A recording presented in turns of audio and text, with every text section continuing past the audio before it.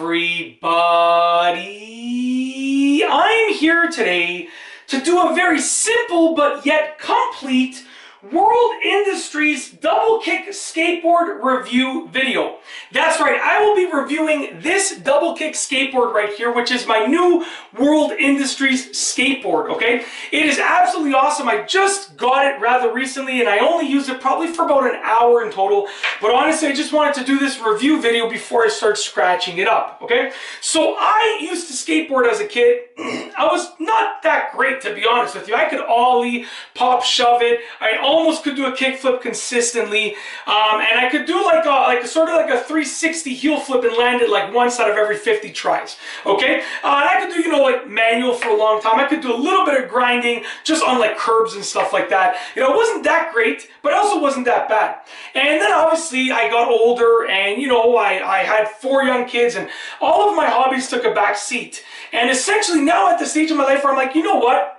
I can take up some hobbies again, and I saw this skateboard on, I believe it was the Canadian Tire website, because that's where I ended up getting it. So I saw it, I think it was the Canadian Tire website, went into Canadian Tire, got the skateboard, and I'm like, you know what, I'm going to use this for a bit and have some fun, and make lots of video tutorials using it as well. So look forward to those tutorials. If you want to see those, make sure you subscribe. But let's do this review. I'm going to try and keep this rather short and sweet.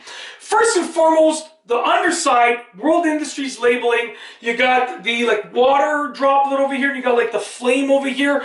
Honestly, like from when I was younger, I always liked skateboard decks. They just look sick. I have fingerboards, you know. I've just been a fan of them. I love, you know, Tony Hawk's Pro Skater. I have like basically all of the games for all of the systems that I have. You know, I had them as a kid. I sold them as I got older, and then I rebought them as I became an adult. Now that I'm collecting video games again, so I love skateboarding. I'm not great at it, but it's just one of those things that I enjoy, right? So just honestly, like if I use this 3 times a year and I just have it hanging in my garage like this, it's going to give me enough joy that I've already got the value from it, from purchasing it. So just the deck alone just looks absolutely amazing. Flip it over and you see World Industries on this side over here, and the grip tape really looks cool. I'm used to just seeing black grip tape, so to have the labeling looks fantastic.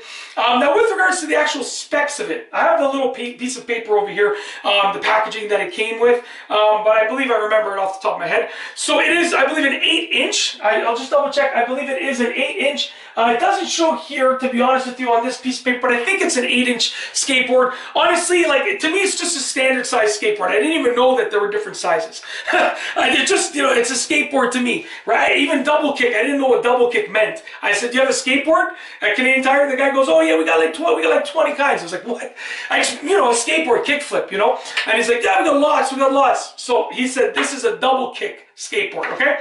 So 8-inch as far as I know, and then 8-ply maple wood. This is off the top of my memory, so obviously just, you know, I'm doing my best here. 8-ply maple wood deck. You can see the different layers there, the different plies. Looks awesome. Honestly, like, part of me doesn't even want to ride this because it just looks so cool. I just want to hang it up, okay? That's how good it is, okay? You have World Industries labeling on the actual wheels here. They, honestly, they feel great. I know, like, some wheels might feel spongy, some wheels might feel really hard. These ones are right in the middle for me. Like I said, this is the first time I've ridden a skateboard in like probably a solid like almost 20 years, but they feel great to me, to be honest with you. They're like not too spongy, not too hard. ABEC 7 bearings. They do, you know, for me, I rode it around, like I said, for a little bit, and then what I noticed was I was in my garage, and I think the garage has a slight slant. I didn't build this house; we bought it when it was already essentially 40 years old. So I believe the garage has a slight slant, and I think it's engineered in there, so it's just for water to drain out and stuff like that. So when I was standing on it, I was kind of rolling towards the outside of the garage, towards the garage doors, and I wasn't even pushing myself. So these wheels are so good that like they move. They're easy to move. Okay, the trucks, for me, they're a little bit too loose, but that's just the nature of them, you know. I think, if I'm just really jogging my memory here, I think these are called the bushings, if I remember correctly. You know, I know that the bushings obviously aren't worn, but I'm going to have to tighten them down. But they're a little bit too loose. I'm like, you know, 200 pounds, 210, maybe I'm 205 and I lost a little bit of weight. I haven't stepped on the scale in a long time, but you know, so for a person my size, I need to tighten these up because it's like leaning hardcore. And it depends on your style too, but honestly, It's just so cool. I mean, like, you know, part of me was like, I should have done this in the garage and I could have done some moves, but I'm going to do tutorials on all the stuff I know how to do.